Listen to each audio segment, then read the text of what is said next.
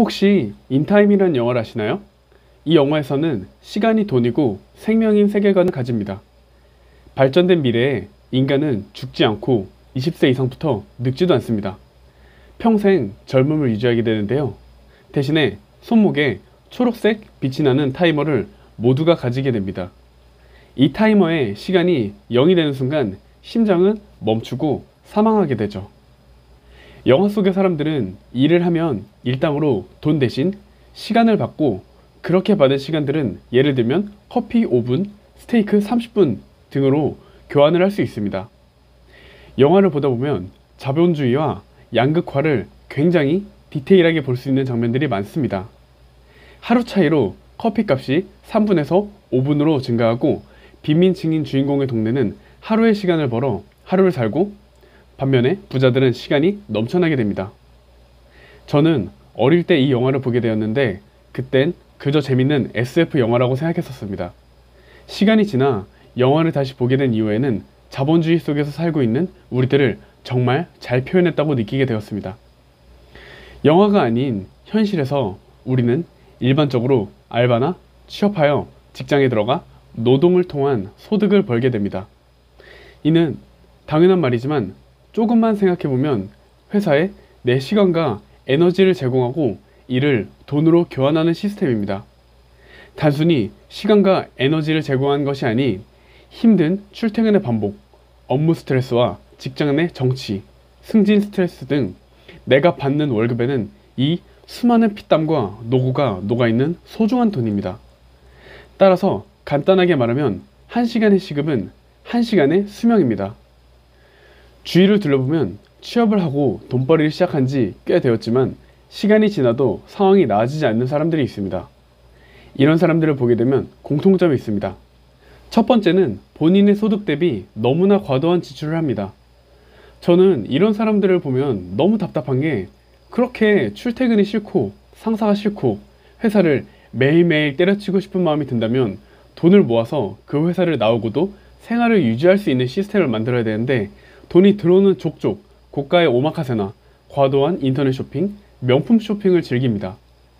예를 들면 만약 본인 월급과 비슷한 값의 명품을 사는 건 한 달에 수명과 내 피땀을 교환하는 것과 같습니다. 물론 개인마다 가치관이 있기 때문에 존중은 하지만, 이런 소비 습관은 본인을 회사를 나오지도 못하고 그 속에서 영원히 고통받도록 만들게 됩니다. 또 내 모든 수입을 회사에 의지하기 때문에 아무리 압력과 스트레스를 주더라도 벗어날 수 없는 노예의 삶을 살게 됩니다.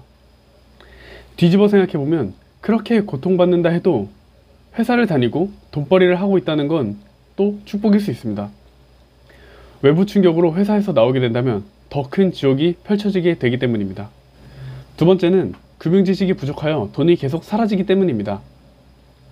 여기에 해당하시는 분들은 과도한 지출도 하지 않고 버는 돈을 잘 모아두시긴 하지만 자본주의 시스템과 금융 지식을 모르고 대비를 하지 못하여 인플레이션이라는 도둑놈이 몰래 내 돈을 가져가게 됩니다. 그리고 자산시장에는 사이클이 있는데요. 돈이 어느 정도 모였다면 자산시장에서 흐름에 맞게 내 돈을 순환시켜야 됩니다. 따라서 현금을 100% 쥐고 있는 것은 좋은 행동이 아닙니다. 또한 자산 사이클 흐름에 맞게 돈을 흘려보낸 사람과 그렇지 않은 사람의 10년, 20년 후는 비교할 수 없는 차이가 나게 될 것입니다. 따라서 돈을 벌고 모은 후에는 흐름에 맞는 포지션을 취하셔야 됩니다. 노동소득으로 어느 정도 재산을 모았다면 그 이후부터는 포지션이 돈을 벌게 됩니다. 그 흐름을 알게 되고 시스템을 구축하셨다면 그때는 회사를 나오셔도 좋습니다. 시스템을 구축해야 되는 이유는 노동을 통한 소득은 한계가 있기 때문입니다. 게다가 돈벌이를 제대로 할 수 있는 건 50대까지로 최대 30년 정도이죠. 따라서 직장인이라면 노동소득이 극대화되는 시점인 20대 후반부터 40대까지 돈이 벌리는 시스템을 반드시 만들어야 됩니다. 결론적으로 말씀드리자면 본인의 인생에 수명을 바쳐 교환한 소중한 돈을 절대로 함부로 써서는 안 됩니다. 그 돈을 모아서 회사를 나올 준비를 해야 됩니다. 또 나오고도 생활을 유지할 수 있는 시스템을 구축하셔야 됩니다. 이런 얘기에서는 항상 부동산이 등장하게 되지만 반드시 부동산만이 있는 것은 아닙니다.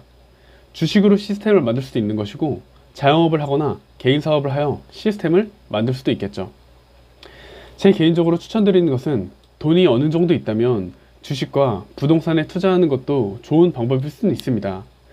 그러나 돈이 없을수록 여러분 본인에게 투자하는 것을 강력하게 추천합니다.